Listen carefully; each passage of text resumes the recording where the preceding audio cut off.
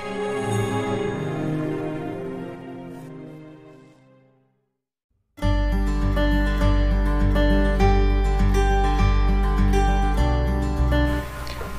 assalamualaikum warahmatullahi wabarakatuh. Jumpa lagi di channel saya. Kali ini kita kembali lagi di tutorial saya, yaitu Excel. Oke, di sini kita akan membahas dmin. Di video-video saya sebelumnya yaitu membahas min a dan min ifs, yaitu mencari nilai terendah. Sedangkan sekarang yaitu dmin. Dmin yaitu untuk sebagai pengetahuan saja, yaitu untuk mencari nilai terendah dengan cara tertentu.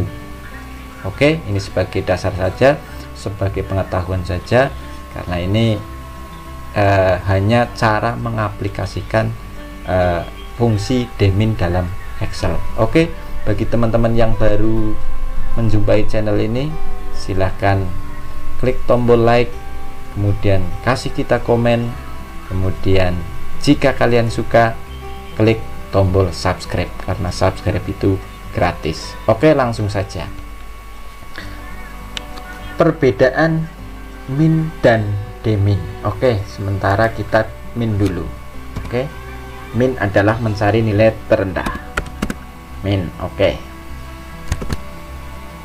Ini untuk data terendah nilai matematika. Oke, tutup kurung. Oke. Kemudian kalau nilai terendah untuk IPA kita geser saja. Copy rumus sama. Oke. Kemudian nilai tertinggi matematika kita menggunakan dmin. Ini sebenarnya dmin adalah fungsi untuk data-data tertentu.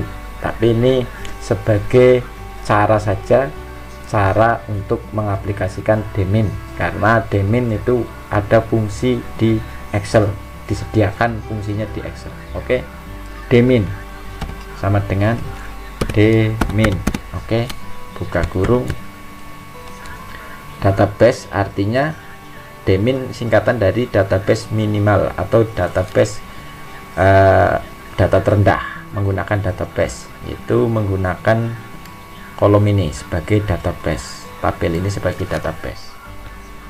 Pisahkan dengan titik koma. Kemudian matematika ada di kolom berapa? Ini kita hitung dari kiri, 1 2 3 4, ada di kolom 4. Kemudian pisahkan titik koma. Kemudian kriterianya adalah matematika. Oke, kemudian kita tutup kurung, enter. Maka matematika, nilai terendah matematika ini sama. Kalau saran saya ini menggunakan min saja, tapi ini sebagai fungsi dasar saja, sebagai pengetahuan kita saja bahwa di Excel itu ada fungsi dmin. Oke. Kemudian untuk IPA sama, yaitu sama dengan dmin, kemudian buka kurung, kemudian database.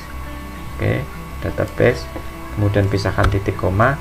Kemudian IPA ada di kolom nomor 5, 1 2 3 4 5. Oke, kemudian bisa titik koma, kemudian kriterianya adalah di kolom IPA.